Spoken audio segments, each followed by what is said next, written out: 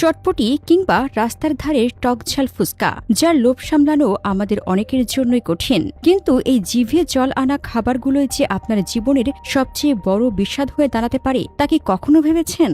সম্প্রতি content creator Kareena কায়সারের অসুস্থতার খবর আমাদের সেই ভয়ঙ্কর বাস্তবতার সামনেই দাঁড় করিয়ে দিয়েছে।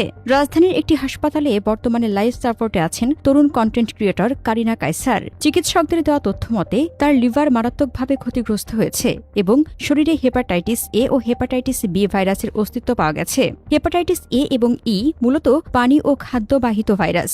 রাস্তার ধারের খোলা শরবত, আখের রস, অপরিষ্কার পানির তৈরি আইসক্রিম কিংবা খোলা অবস্থায় বিক্রি হওয়া ফুচকা, ভেলপুরি এই ভাইরাসের প্রধান উৎস।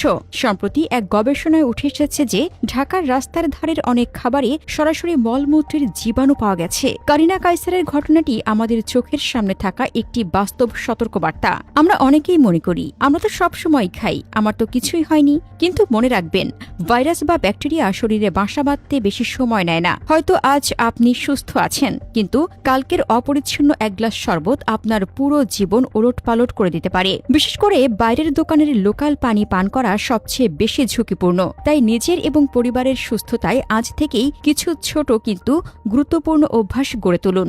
রাস্তার খোলা খাবার এড়িয়ে চলুন। খোলা অবস্থায় বিক্রি হওয়া খাবার বা রাস্তার ধারের দোকানের সালাদ, টক জাতীয় জিনিস এড়িয়ে চলায় বুদ্ধিমানের কাজ।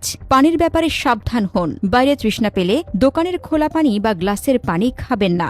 নিয়মিত হাত ধোয়ার অভ্যাস করুন। খাওয়ার আগে সাবান দিয়ে ভালো করে হাত ধোয়ার কোনো বিকল্প নেই। অসুস্থ হওয়ার আগে আমরা খুব কম মানুষই খাবারের মান নিয়ে ভাবি, অথচ লিভার বা কিডনি একবার ক্ষতিগ্রস্ত হলে আফসোস করারও সুযোগ থাকে না। সামান্য জিভের তৃপ্তির চেয়ে জীবনের মূল্য অনেক বেশি। আসুন, বাইরের অস্বাস্থ্যকর খাবারের প্রতি আসক্তি কমিয়ে ঘরের তৈরি পুষ্টিকর খাবারের উপর ভরসা করি। নিজে সচেতন হন এবং প্রিয়জনকেও নিরাপদ রাখুন।